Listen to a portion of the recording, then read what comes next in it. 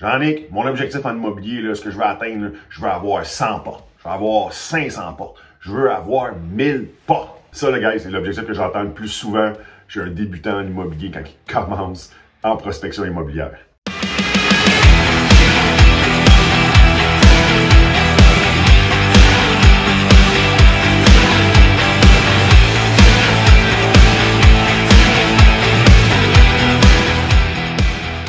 Ça me fait rire, ça me fait tout le temps rire un peu ce genre d'objectif-là parce que, écoute, c'est énorme. Okay? Moi, j'appelle ça, c'est l'objectif ultime, c'est la North Star, c'est ce que tu veux accumuler un parc. Good! Mais il y a tellement d'étapes pour un débutant avant de te rendre à posséder des centaines de portes. Coupable. Quand j'ai commencé aussi, j'ai fait certains coachings en immobilier, puis c'était beaucoup ça qui était véhiculé. L'immobilier, ça accumule des portes, achète, optimise, refinance, récupère l'équité, recommence, etc. Oui, j'ai adhéré à ça. Mais quand j'ai été confronté à la réalité, c'est-à-dire que tu sors de la formation, là, okay, après la fin de semaine, t'es crinqué raide, là tu pars, là c'est sur le terrain, là, par où que je pars? Okay, comment qu'on commence? On peut s'entendre qu'il faut d'abord, tout commence par un deal, au risque de me répéter, là, tout commence par un deal. Donc, c'est pas facile acquérir un Plex avec zéro mise de fonds. C'est pas facile acquérir un deal incroyable que tu vas payer 20, 30, 40% moins cher que la valeur marchande. C'est difficile. C'est pas facile. Ça prend des efforts. Ça court pas les rues, des deals, des méga opportunités comme ça. Donc, guys, on peut-tu commencer par focusser pour trouver un deal pour commencer avant de penser à avoir 1000 portes? Puis ramener les objectifs un peu plus terre à terre. Genre, c'est bon d'avoir un North Star, c'est bon d'avoir un objectif ultime, mais moi, j'aime bien fixer des objectifs de processus. C'est-à-dire, quand quelqu'un me dit ça, je dis parfait, on va l'écrire, l'objectif à long terme, ok, avoir 100 portes, parfait. L'objectif à plus court terme, qu'est-ce que tu vas faire cette semaine pour avoir tes 100 portes? Aucune idée. Parfait. Ce que tu vas faire, extrêmement simple, tu vas générer des leads, tu vas envoyer 50 lettres par semaine, tu vas cogner à 20 portes par semaine et tu vas faire 20 suivis téléphoniques par semaine. Tout ça va t'amener à être en mesure de soumettre 1, 2, 3 promesses d'achat à tous les semaines. Là, tu parles. Si tu fais ça, c'est sûr que d'ici une couple de mois, une couple d'années, une couple de décennies, tu vas avoir ton parc immobilier. OK? Mais c'est un long processus. Ça va te prendre des partners, ça va te prendre... Pensons-y comme il faut, là. Acheter un multilogement, vous voyez, avec un 6 et plus, OK? D'un, ça va valoir, aujourd'hui, à peu près partout au Québec, ça doit valoir 500 000, 1 million, 1,5 million à Montréal, bref, je n'ai pas toutes les valeurs, bref, ça vaut cher, ça coûte cher. Ça prend une mise de fonds. La plupart du temps, ça va prendre une mise de fonds ou des partenaires qui vont avoir de l'argent, des prêteurs privés. Dans tous les cas, souvent, le débutant, mais il n'y a pas toutes ces ressources-là. Il faut qu'il aille les chercher, il faut qu'il se monte son équipe. Après ça, le financement, le transactionnel, c'est une chose. Okay? Après ça, il va falloir l'optimiser, ce bloc-là. Il va falloir aller parler aux locataires. Il va falloir probablement gérer certains conflits. Il va falloir entreprendre des rénovations. Il va falloir coordonner, gérer les rénovations. Écoute, c'est pas simple au début. Pour une première transaction immobilière, c'est pas simple d'acheter un bâtiment de 1 million et plus, puis de mettre 2, 3, 400 000 de rénovation, puis d'optimiser, puis d'évacuer les locataires, remonter les loyers. Le travail. Le profit peut être immense. Il est immense. J'ai vu plein de cas incroyables de refinancement de Plex. Mais ça reste quelque chose qui est somme toute, qui va te prendre beaucoup de connaissances. Ça va te prendre du cash. Ou ça va te prendre du monde que tu connais, qui ont confiance, qui vont vouloir investir du cash dans ton projet. Quand tu commences en prospection, quand tu commences en immobilier, habituellement, tu as moins de connaissances, tu as moins de cash et tu as moins aussi de partners, aussi tu as moins de contacts. Ça va te prendre du temps aussi. Ça va prendre énormément de temps. Okay? Faire de l'optimisation de Plex, si tu as mis, toi et tes partenaires, 1 million plus de ton argent là-dedans, tu vas vouloir t'en occuper. Là. Fait qu'avoir une job temps plein, s'occuper de gérer tout ça, c'est pas facile. Donc moi, j'ai été confronté à ça aussi quand j'ai commencé. Puis l'autre élément majeur de tout ça, là, moi, j'avais pas de cash quand j'ai commencé. Okay? Je venais de perdre 92 000 sur un flip que j'ai voulu faire, que j'ai perdu. J'avais pas d'argent. Okay? Fait que moi, je croyais à ça, de toutes les belles portes, puis accumuler, puis refinancer et tout. J'avais pas de cash. Okay? Donc, moi, ma métrique, c'était simple. Je voulais faire de l'immobilier, je voulais en vivre, je voulais générer du cash flow right now, maintenant, tout de suite. Fait que pour moi, ça faisait pas de sens de mettre la mise de fonds que j'avais pas dans des Plex pour un retour sur investissement beaucoup plus tard, dans 1 an, 2 ans, dans les meilleurs projets, est-ce que je peux optimiser et reprendre tout mon argent? Dans certains cas, on laisse la mise de fonds dans le projet. Oui, il va te rapporter un bon rendement sur ton argent, mais moi, j'ai évalué que le peu d'argent que j'avais, mes marges de crédit, mes cartes de crédit, certaines de mes liquidités, j'étais beaucoup mieux de les investir dans un flip, 2, 3, 4 mois, puis reprendre mon argent tout de suite. Faire ça à quelques reprises, faire des flips, récupérer, vendre une promesse d'achat, je ne mets même pas mon argent, je me ramasse un autre 5-10 000, quelques flips comme ça. Moi, ma métrique pour moi, ça a été beaucoup plus payant pour moi de faire ça. Mon argent a beaucoup fructifié dans mes premières années. D'un flip à l'autre, j'ai beaucoup accumulé de mise de fonds, de cash comme avec ça. Et ça m'a permis, oui, plus tard, d'accumuler certaines portes. Et là, savez-vous quoi? Avec toute l'expérience que j'avais accumulée, je me suis posé la question, est-ce que c'est vraiment ça que je veux? OK?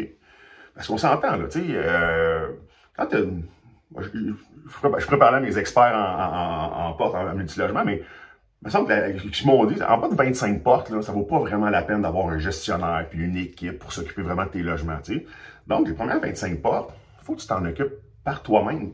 Bien souvent, tu n'as même pas les moyens d'engager un concierge ou des équipes de travaux de rénovation. Bref, il faut que tu t'en occupes.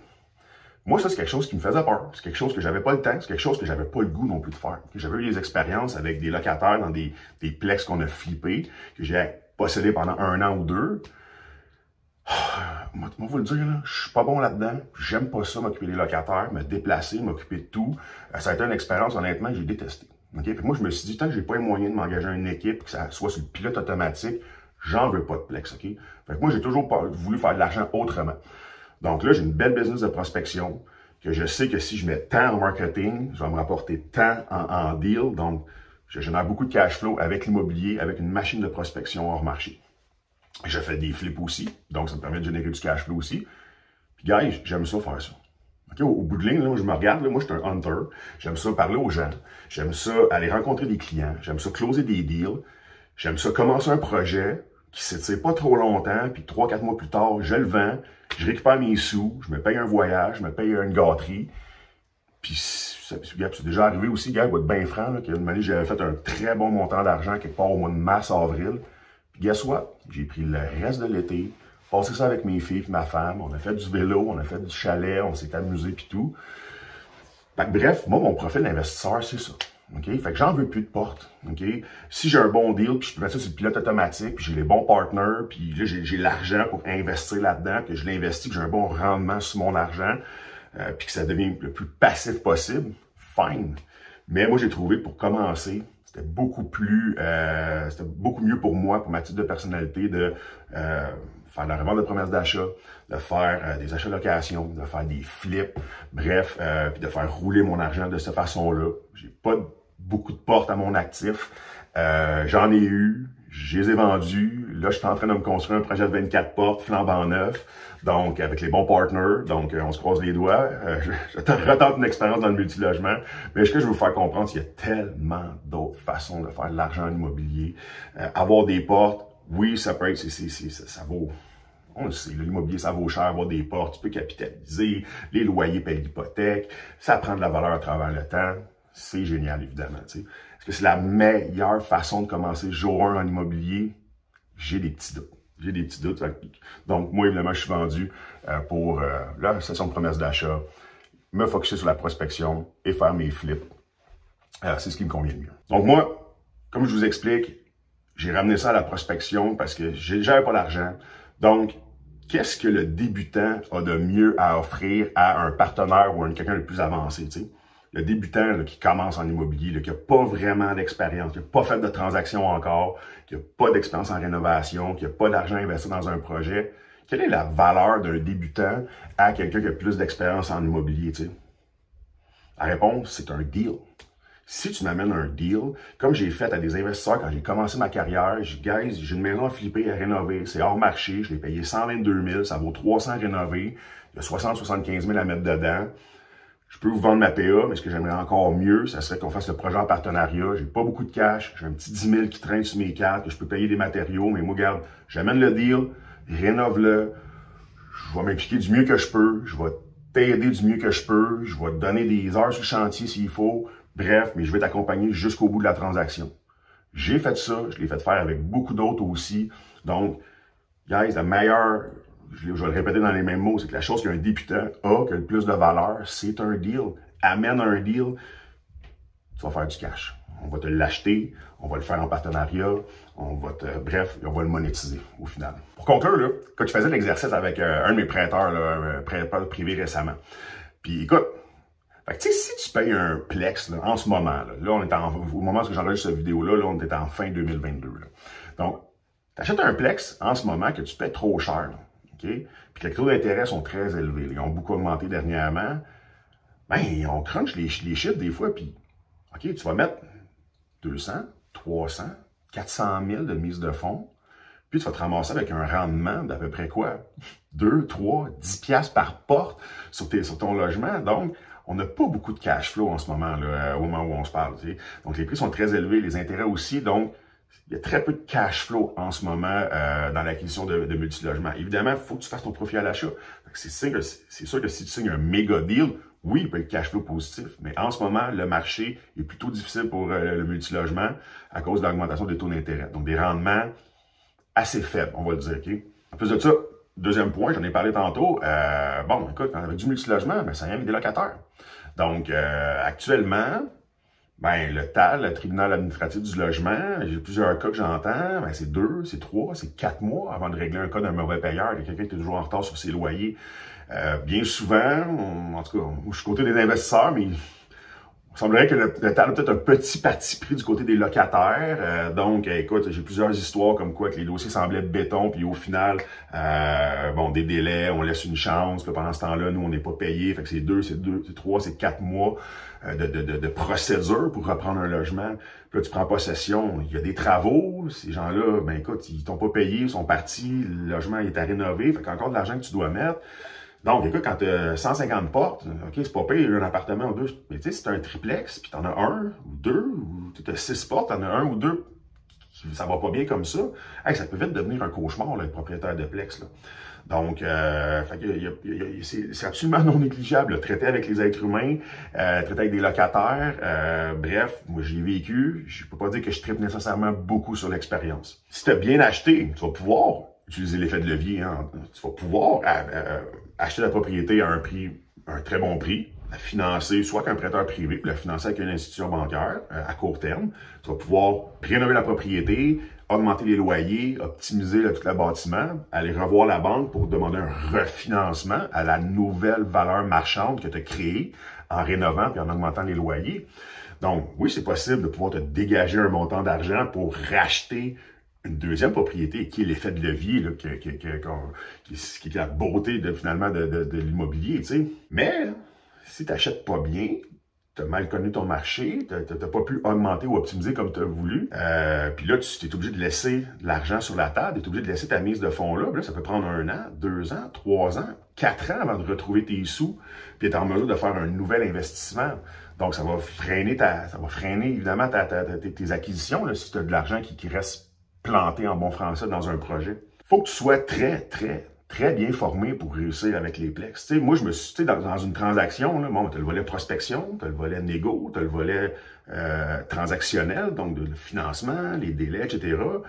Après ça, tu as le notaire. Après ça, bon, là, tu as plusieurs étapes. Là. Donc, bon, dans un logement, avertir les locataires, OK, tu vas faire augmenter les loyers, rénover, peut-être faire des évictions, prendre possession des lieux. Bref, c'est pas très complexe. C'est beaucoup plus complexe que de faire des flips, par exemple, je trouve. Donc, ça prend un bon niveau de connaissance. On joue avec des gros montants. Le risque est plus élevé.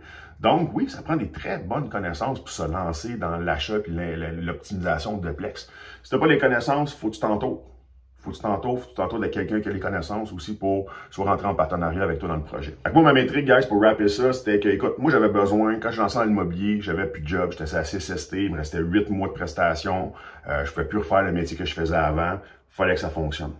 Donc, j'avais besoin de faire de l'argent rapidement. Donc, moi, au début, les flips de maison se sont imposés. Puis quand j'ai compris, quand j'ai vu la force de pouvoir céder mes promesses d'achat, de flipper mon bout de papier, qui est selon moi le flip ultime au final, tu flippes un bout de papier, c'est quand même très cool. Fait que ça a été vraiment, là j'ai eu le déclic et moi, je voulais générer du cash flow. Fait que c'est ça que je vais focusser. Puis j'en ai fait ma business depuis 11 ans maintenant. Donc je génère des leads, beaucoup de leads. Je fais des actions de prospection. Je vais rencontrer des vendeurs, idéalement, les vendeurs le plus motivés possible. Je leur soumets des promesses d'achat. Puis sur le volume, je vais me faire accepter des promesses d'achat. Puis à des prix que vous avez même pas idée, OK?